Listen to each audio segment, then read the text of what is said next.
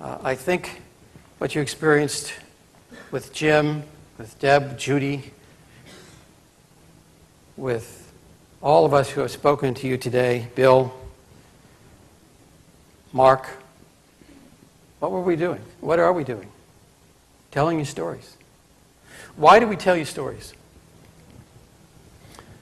Like the story of Beverly Gomez. Why do we tell you Beverly Gomez's story? I love that story.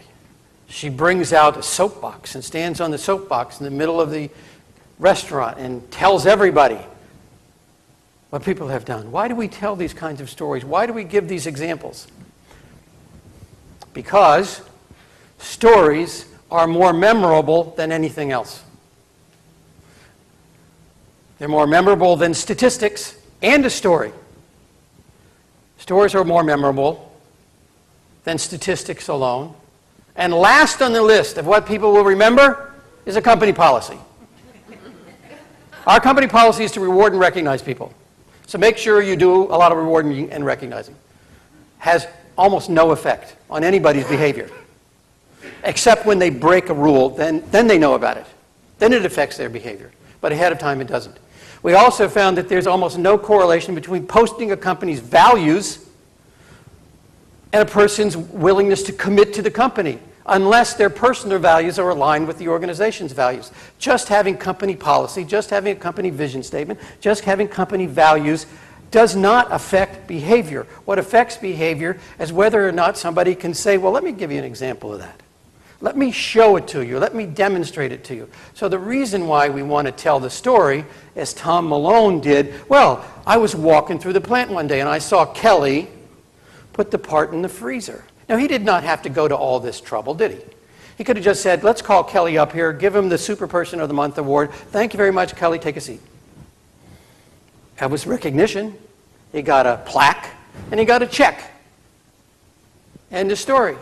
Why take the time, the extra minute, the extra 2 minutes to tell the story? Because people will remember it. And they won't only remember it because of Kelly. Why else is that important? What is happening by telling a story about Kelly or Beverly?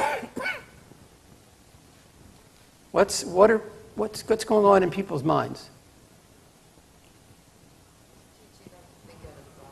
Well, it's teaching us to think out of the box, teaching us what other people do so that we can say, oh, that's what Beverly does to recognize best practices, to recognize, that's what she does. Oh, gee, what could I do in my restaurant to recognize other people? Oh, that's what Kelly does to have no rejects. So the next time I see a part, maybe that doesn't fit right, what can I do? It's a way of teaching other people how to behave. Because stories are the best way of teaching guidelines, best way of teaching modeling, as Jack Little told us from MathWorks. Stories are the best way to teach people about something, not statistics. We do not remember a number. Let me try to illustrate this principle to you, just so you understand it, not just from what's said today, but from our own memories. When I say Paris, France, tell me the first thing that comes to mind. Eiffel Tower. What else? Louvre. Right. Clothes. Romance. Wine, bread, food. Lots of images of lots of senses, lots of tastes, lots of smells, physical places. How many of you, for the first time, had the square kilometers or the population of Paris pop to mind? Anybody? Not the first thing we think about when we think about a place. People will recall in stories, not in numbers.